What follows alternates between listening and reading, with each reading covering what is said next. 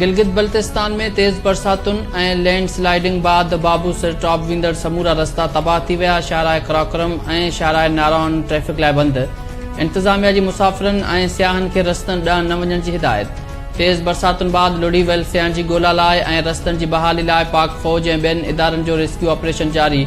DC Ataur रहमान चयो आहे त तेज़ बरसातुनि बाद आयल ॿोॾ में 10 खां 15 गाॾियूं बि लुड़ी वयूं। गुम थियल सियाहनि जी ॻोल्हा जारी आहे। रोडनि जी बहालीअ ते बि कमु करे रहिया आहियूं।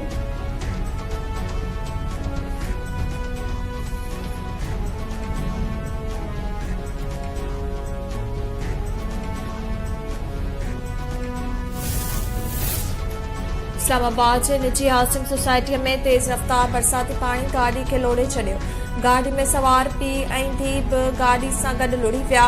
बरसाती नाले में गाड़ी समेत लुड़ी वियलनि जूं मदद लाइ दाहूं। रेस्क्यू अमलदारनि जो चवणु आहे त लुड़ी वियल ॿिन्ही ॼणनि जी ॻोल्हा जारी आहे।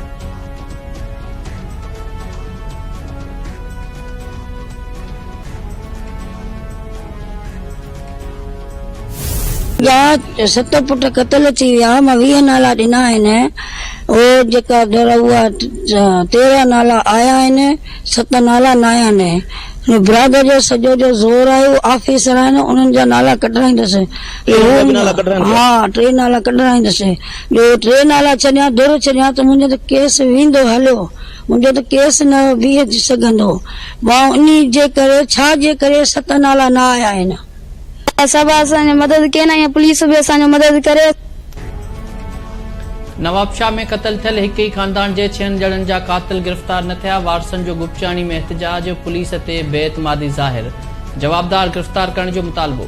वारसनि जो चवणु आहे त FIR में 20 नाला ॾिना हुआ, जंहिंमें पुलिस 13 ॼणनि ते केस दाख़िल कयो आहे। समूरा कातिल गिरफ़्तार करे इंसाफ़ कयो वञे।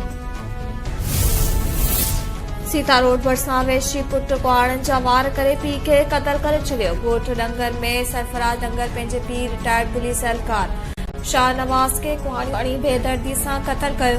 वाक़े खां पोइ जवाबदार फरार। वाक़े जो कारण मालूम न थी सघियो।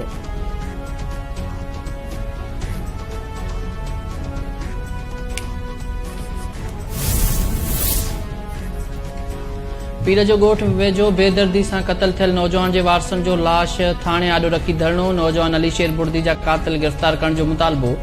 कंबर जी मेमण पाड़े में बेदर्दी सां क़तल कयल नौजवान शोएब मीरानी जे वारसनि जो लाश रखी धरणो। क़तल में मुलविस जवाबदार गिरफ़्तार करण जो मुतालबो।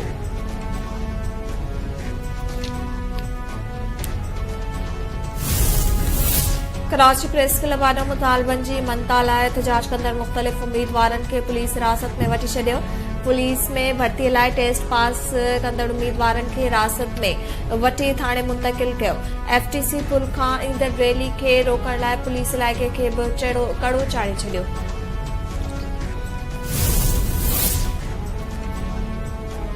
बिरिया रोड वेझो ट्रेन मां चोरी कंदे औरत समेत 3 ॼणा पकड़जी पिया। पुलिस हवाले कराची खां रोहिड़ी वेंदड़ सखर एक्सप्रेस मां मुसाफ़िरनि जो सामान चोरी कंदड़ 3 ॼणा सोघा।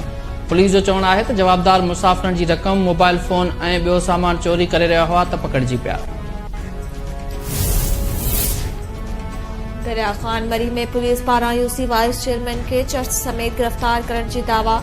UC चानारी जे वाइस चेयरमैन फज़लुल्लाह मोरोजो ते केस दाख़िल कयो वियो आहे।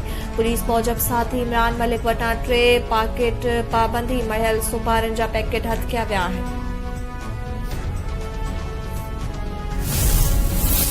ऐं मुल्क जे मथां इलाइक़नि में ॿीहर तेज़ बरसातुनि बाद सिंधु दरिया में पाणी जो चाड़ जारी। गुड्डू ऐं सखर बैराज ते नंढी ॿोॾ बरक़रार। गुड्डू बैराज जो मथां वेकिरो 3,92,000 क्यूसिक थी वियो। सखर बैराज जो मथां वेकिरो 1,88,760 क्यूसिक रिकॉर्ड।